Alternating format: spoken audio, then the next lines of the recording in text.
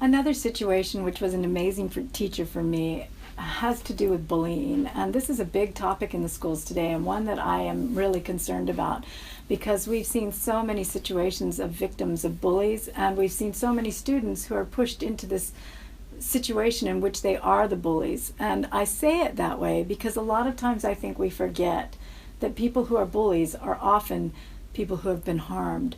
So I want to share with you an awareness of this that I learned from a particular student who used to come to school pretty disheveled. She didn't appear to be very well taken care of. It didn't look like her mom was spending an hour brushing her hair in the morning or helping her get ready for school. And she would come often late. She had a very flat affect, meaning that she didn't emote much. She wasn't a smiley, laughy kid. She wasn't actually really angry or anything. She was just sort of a flat line in energy. And consequently, the other kids called her dead girl. Now, this was super sad to observe because she certainly didn't deserve that. And these were good kids. They weren't necessarily kids who were mean by nature. They were just doing what tends to happen with making fun of her. And it was a shame to see. But then one day she stopped coming to school.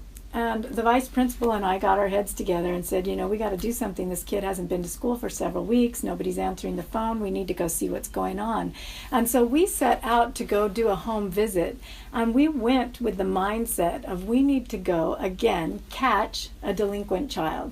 We need to go catch them avoiding school and make them come to school, which is that ego mindset that actually has the opposite effect of what we actually want to bring about.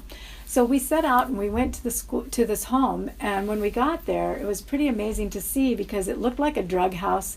The external presentation of the home was much like the child, very disheveled, weeds growing in the yard, things looked in disrepair, and there were curtains that were sheets hanging in the window at an angle so you could actually see that there was a mattress on the floor with a bunch of dirty laundry, and that clearly somebody was sleeping on the floor inside the house.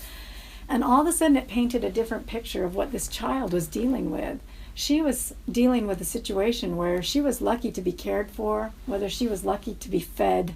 She was not being tended to, clearly, nor was the home, nor was the situation. And I don't remember exactly what happened or who we spoke to or how it played out. I just know that shortly thereafter she came back to school. And I believe that we as a school community should have embraced her back into school. We should have welcomed her back and given her credit for managing to get there, for making this a priority in her life amongst all the other survival issues that she was dealing with. But I'm sad to say that's not exactly how it went down. The other students returned to calling her dead girl, and even more sad to see was the way teachers who are very well intended, who meant well, responded. I remember one teacher saying, "Well, look who's back. Look who decided to take a vacation. Welcome back to school. Here's your schoolwork, and you're on detention until it's done."